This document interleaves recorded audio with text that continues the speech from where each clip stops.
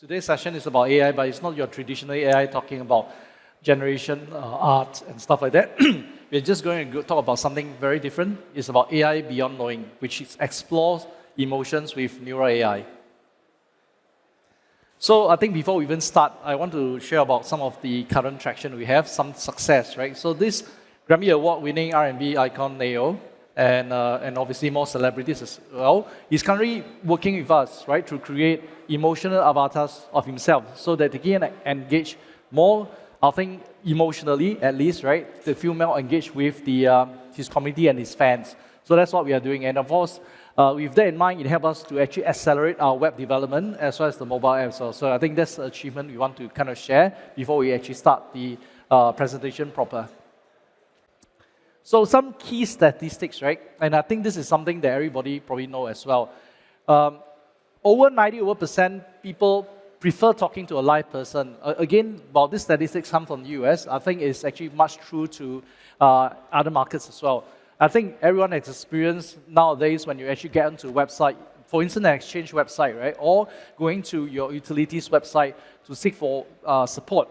Most of the time, a bot will chat up and say, how can I help you and all that, right? But if you ask people, at least more than 90% will prefer talking to a live agent, including myself, right? So most of the time when I actually see the bot pops up, I'll just type live chat. It means that I want to be transferred to a live agent to chat with me, right? Same thing for Google, same thing for any other providers. That's human because bots are bots, right? You feel that you're talking to a robot and you feel that the robot couldn't solve your problem despite AI being advanced and all that, right? And of course, a lot of times, half of the adults find that the customer service chatbots are unfavorable because they tend to answer certain questions which you can find already in FAQ, right? Which you can find. So that's what they can do right now. They can't really solve your problem. They cannot, like for instance, perform a task for you, activity for you, delay a bill payment for you, or make a payment installment kind of plan for you as well. You need a live agent, right? So and we're looking at, using them for health purposes and all that. Like for instance, you're talking about online remote doctor services. Most of the time in triage, where you actually speak to a nurse, you would prefer to speak to a live person, right? Versus a bot. So which is why only 30% would actually kind of use it. Probably the Gen Z, right? Gen Z are not very good in talking to adults, potentially. And so, I mean, talking to a bot is something that they're used to, but that's probably only 30%. The rest are pretty skeptical to say that, hey, how is that triage is able to understand my health issues? And again, right, we are always talking about ChatGPT with generative AI. There's almost 100 million a week. So that's actually up and coming. But the problem is that people are not able to use that to engage for human interaction. Now, and of course, if you look at purely the trust on AI, because purely they know that it's a bot, only 40% of the world actually kind of trust it, right? So why people prefer humans? Because when you talk to a human, right, there is something that's lacking in AI right now, or bots, it's actually empathy. When you talk about empathy, the person understands that you are urgent, you have urgent need, you are angry, you are sad, you are actually kind of anxious with your needs and all that, and try to attend to you. That's the reason for the existence of customer service. Of course, you have bad customer service as well, but majority of the time, you still get your service done. Someone on the other line empathizes with you, and there is established emotional affinity, right? Which most of the time when you talk to a bot, it doesn't establish that. Right? Of course, when you talk about complex emotional issues, you are almost shouting, you are like, you really need to get it done and you are, there's something urgent going on. A bot doesn't recognize that. It just says, sorry, can I help you, right? But if it's a live agent, a human, it actually recognizes that and actually help your problem.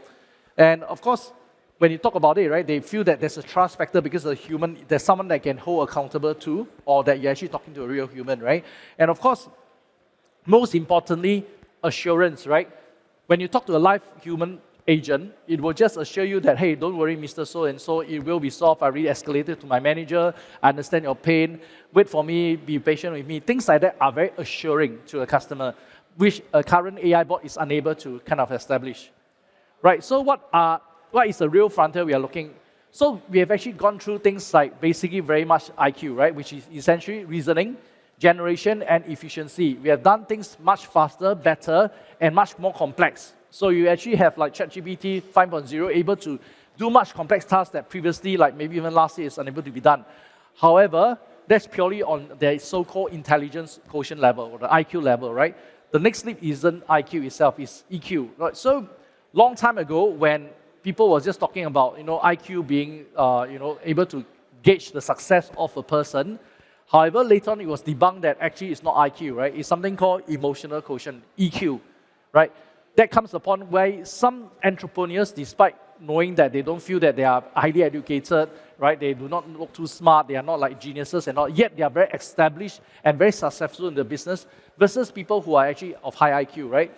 So the thing is that, yes, established that EQ is a much more important aspect in terms of success and human interaction. So emotional AI isn't just a particular feature in AI, right? It's not just something that can turn on and say it's a module. It is foundational. It needs to build at the foundation level to establish it and build it based on emotional AI purely rather than just, kind of like technology kind of AI. So where does the AI fall short today, right?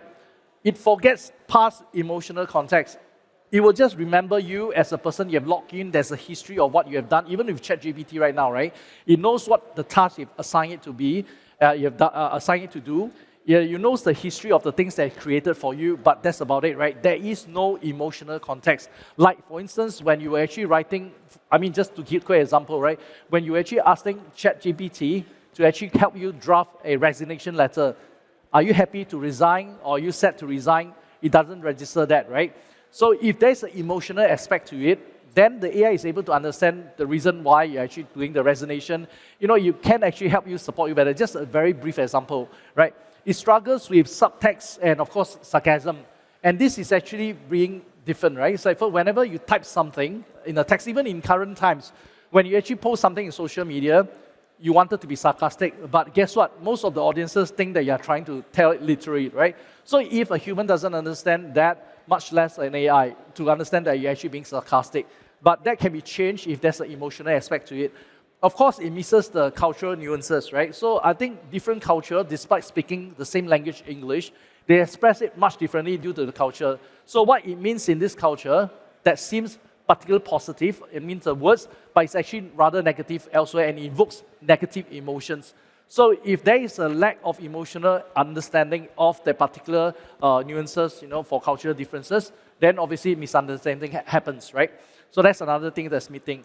And of course, there isn't emotional coherence, right? So the thing about emotions is not something that, it just happened at the moment, it just goes off, which is why people stay angry. Like, for instance, you're angry with your boss, you're going to be angry with your boss, not just for the next minute and so, it's going to be angry through your boss, for the next couple of weeks, right? Or sometimes for a longer time period. Same thing as well with your friends and all that. The thing about emotions, whether you're angry and happy and all that, is sustained. There's a period of time. It's not just going to happen and disappear, dissipate very much immediately, right? So there isn't such emotional coherence across time in existing AI. AI is just AI at this current moment in time. So this is where we are trying to find this shortfall and weaknesses and try to kind of do something different, right? So our architecture is built at the foundational level. So it is a problem we identify at the system level, which is at foundation level, rather than just a feature where you have it on and it's just a style, right? Say, oh, I have an AI, I just put a wrapper around it, it's emotional and that's it, right? No, we'd actually be at the foundational level, right? So the first thing is longitudinal emotional memory. Again, when we actually look at memories, right, what does memory invoke for us? It actually helps us to retain, emotions, right? What does it actually help us retain? It retains memory, good memories or bad memory. Like, for instance, you would remember a very good meal you have, right? The taste of the food, and you remember basically the people that eat with you. You're having a very good time having that meal, and you have that emotion of being very happy. You will remember that almost years later, you can still recollect. Same thing, right? If you go to a restaurant and the food is horrible, the service is horrible, you will have that very negative emotion. And you will remember that all the time. And next time when people mention it, even 3 years later, they say, yeah, don't go to that restaurant, right? But if there is no emotional context, let's say, for instance, you're having a quick bite. Let's say you get a sandwich from the fridge over there, have a quick bite and all that. Guess what? Tomorrow you just forgotten what did I eat for lunch. Because there's no emotion, there's no something that's saying that, it's tasty and all that. Unless you're just grabbing something and suddenly you bite on it and you didn't expect it to be so tasty, you remember that yesterday you have a tasty sandwich from the fridge. So again, it's tied to emotions, right? So we actually developed based on that. Next thing is multimodal fusion engine, right? So basically, we have different input systems. not just text, not just voice. We are able to actually base it on inputs from cameras, inputs from visuals, and all that to understand what is the body language, what is the emotion you express on the face at that time. So that's something that's very important. It's not just about text, the voice, the nuances in voice, the inputs, the movement of the body, the eye gestures and all that. That is all registered in this engine itself. Of course, emotion condition decoding, right? For instance, as tied into the first one is that certain people, certain culture move certain different ways, right? Like for instance, certain culture, they will bow, certain culture, they will move their heads in a certain way, and certain cultures doesn't move at all. So that is something that is designed in there. And of course, different humans of different ages have different nuances as well. So that's actually looking into that. And of course, the cultural adaptation level, right? How people speak, how people talk about it, how they actually pause and all that, that's the cultural aspect. That is actually also being registered in there. And last but not least, personality anchors. For instance, right, understanding the human that's interacting has a certain personality is actually being registered and kept as a personality record, rather than just say, oh, this is so and it's asking certain questions. So that's our architecture, it's based on that. So what are the use cases that we have that have impact? The first and foremost, which I mentioned just now, is healthcare, right? For instance, remote doctor consultation. First, you need to definitely go through a triage, which is the nurse, right? That actually understand what's your problem before handing over to the doctor. So that's something that can be handled rather than having humans. It's difficult to find qualified, trained healthcare professionals already in hospitals, much less having them in remote places as well, right? So the thing is that can be handled by AI, emotional AI, because in healthcare, in the hospital, people are in pain, they're sick. If they're not sick, if they're happy, they have nothing, right? They wouldn't be actually seeking a doctor's consultation for treatment. So they are already having that very negative emotion. So the thing is that there must be emotional affinity to have at least the empathy to understand the problem and able to kind of engage with the patient. So that's an actual use case as well, right? Education. So there are certain AI engines right now that actually performs the role of actually performing courses, right? Whether with an AI avatar that teaches or lectures particular lessons, or slides that go by itself. However, there's never an emotional aspect where there is a recording of whether you are actually engaged, understanding your face, does it look like that you are totally confused? There's no recognition of that. So if emotional AI, you can actually understand that as well. Of course, retail, so it's actually all based on your mood's recommendation rather than just click, and then, it doesn't know. It just, current heuristics only understand that you are very focused on buying certain products, but it doesn't understand why you're buying certain products, right? What mood do you have at the moment in time? Now, if you have the emotional aspect to understand the person, why they're buying products, then you actually can have better recommendation based on mood, and that creates a better shopping experience for the customer as well. Last but not least, I think everyone has played online multiplayer games or single-player games before, right? Even at the time, when technology is actually very, generations behind, people still get attached to non-player characters. Why? Because there is an emotional attachment, even though it's not emotional. Now, imagine if we apply emotions to the non-player character as well, right? The NPC can actually interact with you emotionally, then you feel more engaged with them, right? So that's another use case.